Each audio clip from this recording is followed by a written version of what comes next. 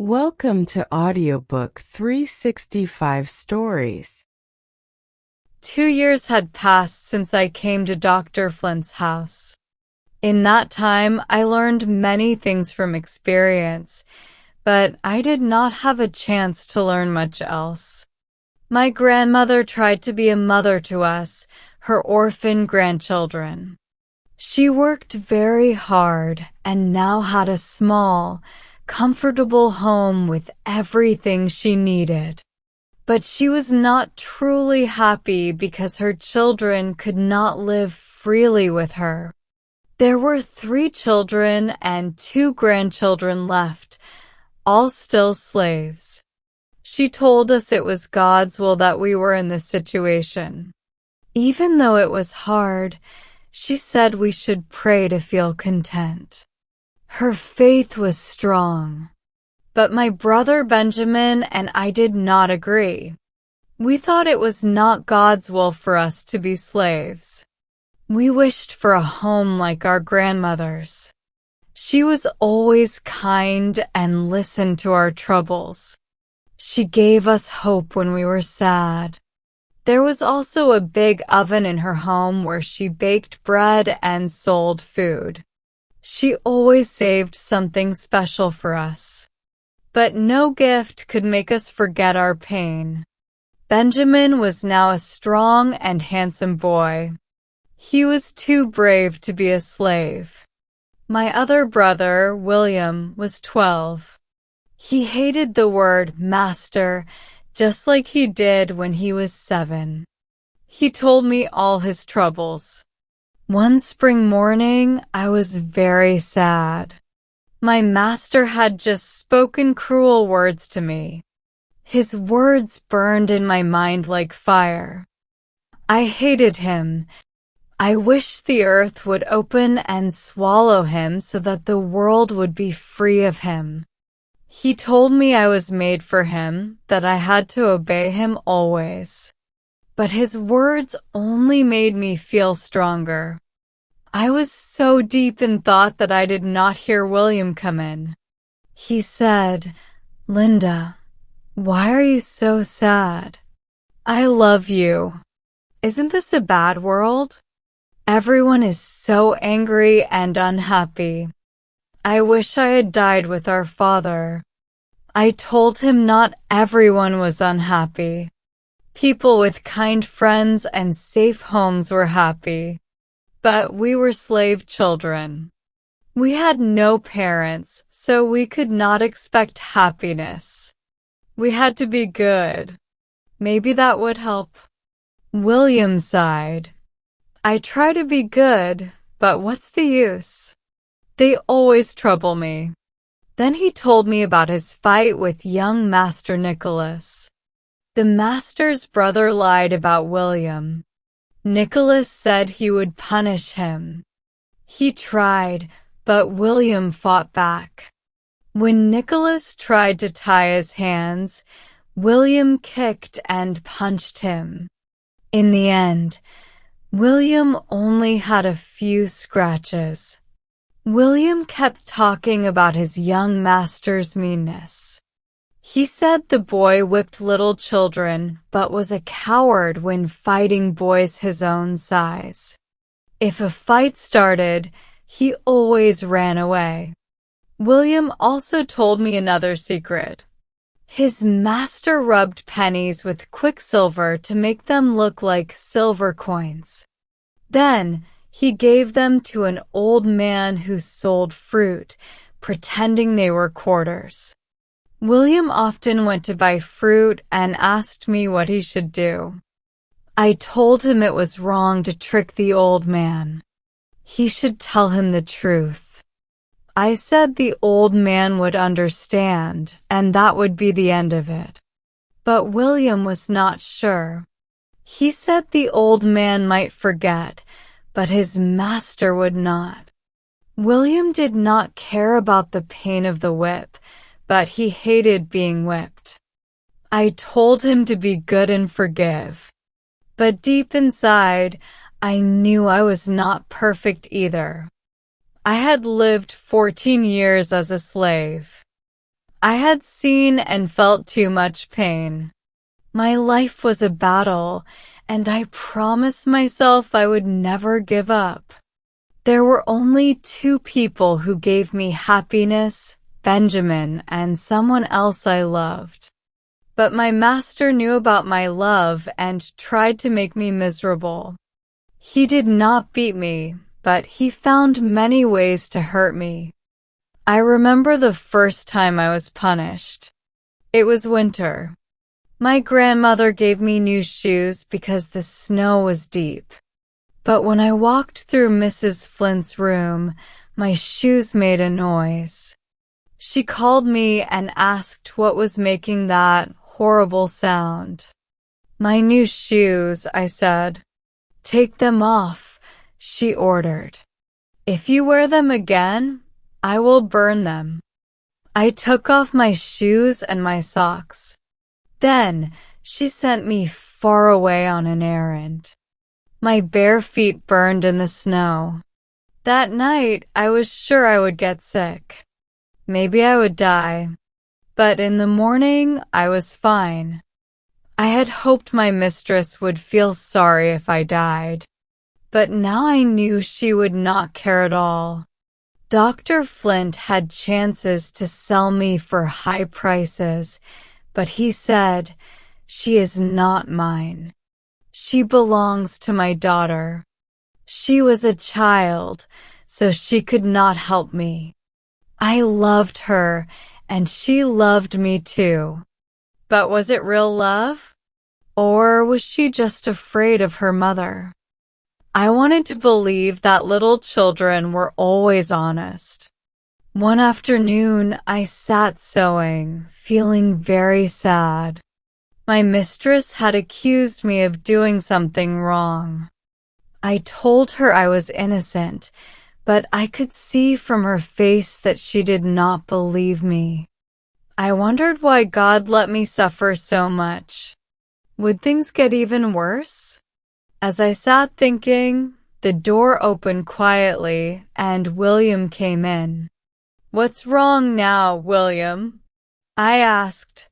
"Oh, Linda, Ben and his master had a terrible fight," he said. My heart stopped. "Is Benjamin dead?" I asked. "Don't be scared, Linda," William said. "I'll tell you everything." Benjamin's master had called him, but Ben did not come right away. When he did, his master was angry and started to whip him. Ben fought back. They struggled, and Ben threw his master to the ground. This was very dangerous because his master was one of the richest men in town. I was afraid of what would happen next. That night, I sneaked to my grandmother's house. Ben also ran away from his master's house. Our grandmother was away, visiting a friend. "I came to say goodbye," Ben said. "I am leaving." "Where will you go?" I asked. "To the north," he said. I could see from his face that he was serious. I begged him not to go, but he didn't listen. He said he was not a child anymore, and life as a slave was getting worse every day. He had hit his master, so now he would be whipped in public. I reminded him that he would face hunger and danger in the north. If he got caught, he would be brought back, and that would be terrible. Ben got angry. "Linda, isn't it better to be poor and free than to live like this? Here, we are treated like animals. I will not stay. Let them bring me back if they can. We only die once." He was right, but it was hard to let him go. "Go then," I said. "Break your mother's heart." I regretted my words as soon as I said them. "Linda," he said softly, "how could you say that? Take care of Mother. And take care of Cousin Fanny too." We said goodbye. Ben, our dear brother, was gone. Ben got on a ship to New York, but a storm came. The ship had to stop at a nearby port. The captain saw a notice about a runaway slave and realized it was Ben. He chained him up. Later, the storm passed and they sailed to New York. But before they arrived, Ben broke his chains and threw them into the sea. He escaped but was caught again. They sent him back to his master. When our grandmother came home and found out, she was heartbroken. But, as always, she said, God's will be done. The next day we heard the worst news. Ben's master had received a letter. It said Ben had been caught. The master was happy. I saw Benjamin walking through the streets in chains. His face was very pale, but he looked strong. He had asked a sailor to tell our mother not to come. He said seeing her sadness would make him lose control. But she could not stay away. She went to see him but hid in the crowd.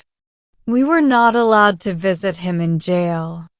But the jailer was kind and had known our family for many years. At midnight, he secretly let my grandmother and me inside. We wore disguises. Inside the cell, it was very quiet. Benjamin, Benjamin, my grandmother whispered. No answer. Benjamin, she said again, her voice shaking. His chains made a small sound. The moon shone a little light through the bars of the window.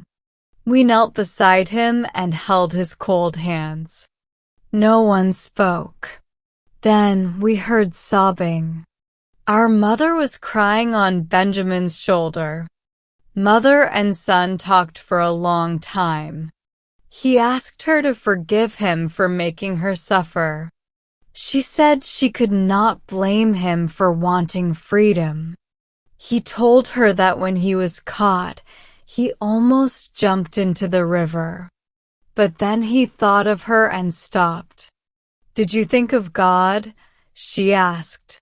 His face became hard. No, he said.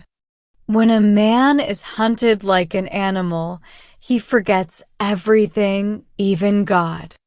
Don't talk like that, she said. Trust God. Be humble, and your master will forgive you. Forgive me for what? Ben asked. For refusing to be treated like a dog? No, I will never beg him. I have worked for him all my life, and he gives me prison and pain. I will stay here until I die or until he sells me. Mother shivered at his words. Ben saw it, and his voice softened. Don't worry about me, Mother. I'm not worth it, he said. I wish I was like you. You stay strong. You accept everything.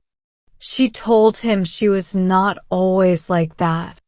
When she had no one to help her, she learned to call on God, and he gave her strength. She begged Ben to do the same. We stayed too long and had to leave quickly. Ben stayed in jail for 3 weeks. Our grandmother begged his master to let him go. The master refused. He wanted Ben to be an example to other slaves. He said Ben would stay in jail or be sold, even for $1. Later, he changed his mind a little. The chains were taken off, and we were allowed to visit. Ben's food was bad, so we often brought him warm meals and a small gift for the jailer. 3 months passed, but no one came to buy Ben, and his master did not free him. One day, someone heard Ben laughing and singing. His master was angry. He told the overseer to chain him again. This time, Ben was put with other prisoners who were dirty and covered in bugs. Soon, Ben was also covered in them. He worked on his chains until he broke free. He threw them out of the window and sent a message to his master. "I am covered in bugs." Benjamin was punished for breaking his chains. He was given heavier chains, and we were not allowed to visit him. But my grandmother still sent him fresh clothes. The old ones were burned. On our last visit to the jail, his mother begged him to ask his master for forgiveness. But Benjamin refused. "I am waiting for his time," he said calmly. His chains made a sad sound. 3 more months passed. Then Benjamin was taken out of jail. We waited to say goodbye. A slave trader had bought him.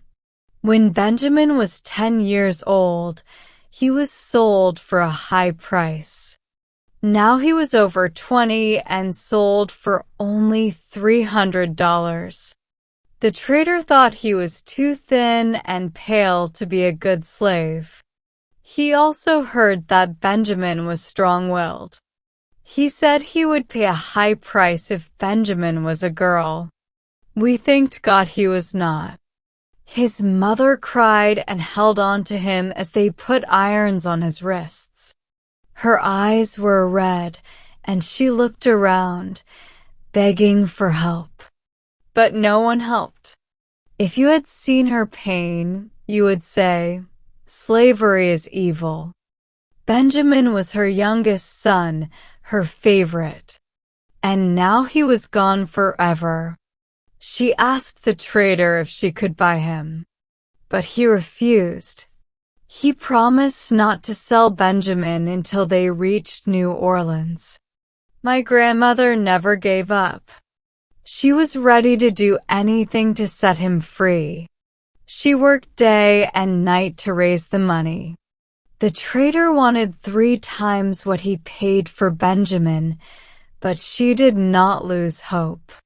She hired a lawyer to contact someone in New Orleans. This man agreed to help. He met Benjamin and told him about the plan. Benjamin thanked him but asked to wait. He knew the trader was asking for a high price but was not finding a buyer. So one morning, before sunrise, Benjamin escaped. He was on a ship to Baltimore. His pale face helped him. No one thought he was a slave. If they knew, they would have taken him back.